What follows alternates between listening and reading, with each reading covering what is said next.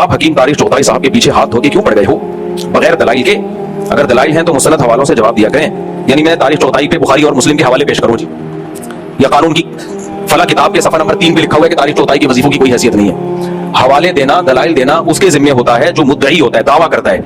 आई बात समझ में? मिसाल के तौर पे आप मेरे पास आए, मुफ्ती साहब मेरे सर में दर्द है, मैंने पैनाडोल निकाल के दे दी, 2 गोली खा लो।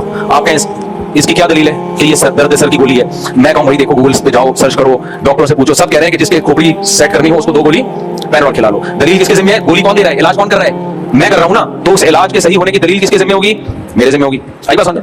अब आप मेरे पास आए, सर में दर्द है, मैंने 2 गोली पैनाडोल दी, आप कह रहे हो मुफ्ती साहब दलील दो, ये गोली ठीक है। मैं कहूं तू दलील दे कि ये गोली नहीं है। वो कहेगा भाई किसी चीज के नहीं होने की दलील थोड़ी होती है, दलील किसी चीज के होने की होती है, नहीं होने की थोड़ी होती है।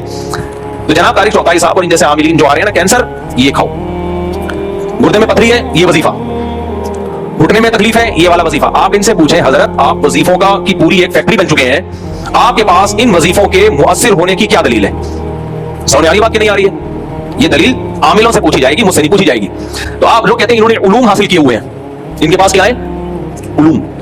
आप डॉक्टर से पूछें आपके पास कहां से उलूम है, वो आपको यूनिवर्सिटी का हवाला देगा, किताबों का हवाला देगा। आप इनसे पूछे कहां से उलूम है, किसी के बाप का भी हवाला इनके पास बोलो नहीं। अब आंख खराब हो गई उसकी भी वजीफा, ना खराब हो गई उसका भी वजीफा, और नाखूनों पे सरसों का तेल, क्या दलील है? कौन सी रिपोर्ट है? ये तो पूरे वजीफों की एक फैक्ट्रियां हैं जिनका धंधा इसी पे चल रहा है। तो इसलिए दलील इन आमिलों से पूछी जाएगी, मुझसे नहीं पूछी जाएगी। आगे कह रहे हैं कि तिब्बे नबवी में भी आप बिल्कुल जीरो है। तिब्बे नबवी कोई तिब्ब नहीं है, ये भी एक मंजन है। फिजिक्स से नबवी कभी सुना आपने? मैथ नबवी कभी सुना? बोलो ना भाई। मोहम्मद सल्लल्लाहु अलैहि वसल्लम सय्यदुल अंबिया का टॉपिक मेडिकल साइंस है ही नहीं।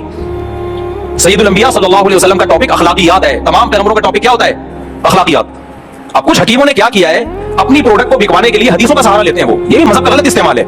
ये जो हकीमों में तिब आई है, ये तो तिब्बे यूनानी है, ये यूनान से आई है, ये यूनान से आया। ये जैसे मेडिकल साइंस अंग्रेजों से आई है ना, ये तो यूनान से, ये तो गैर मुस्लिम का था, फिर मुसलमानों ने लिया तो बहुत तरक्की कर दी उसमें, बड़े बड़े हकीम दुनिया में गुजरे, अभी मौजूद है। नबी सल्लल्लाहु अलैहि वसल्लम से हमें मेडिकल साइंस की चंद हिदायत मिलती हैं, बस। वो हिदायत बहुत जबरदस्त हिदायत है। कम खाओ, जब तक भूख ना लगे खाओ नहीं। कलौंजी के बारे में शिफा, कुरान में शहद के बारे में है, कुरान में इंजीर और जैतून की अल्लाह ने कसम उठाई है। नबी सल्लल्लाहु अलैहि वसल्लम ने गंदम के बजाय क्या इस्तेमाल की है? जौ इस्तेमाल की है, गोश्त भी इस्तेमाल किया है आप सल्लल्लाहु अलैहि वसल्लम ने। तो ये सब चीजें हैं बस।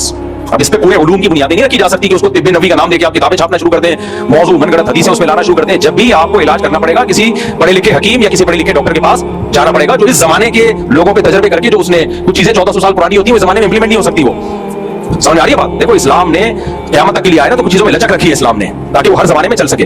तो तिब्बे नबवी नहीं होता भाई, चंद चीजें नबी सल्लल्लाहु अलैहि वसल्लम से हमें मिलती हैं बस।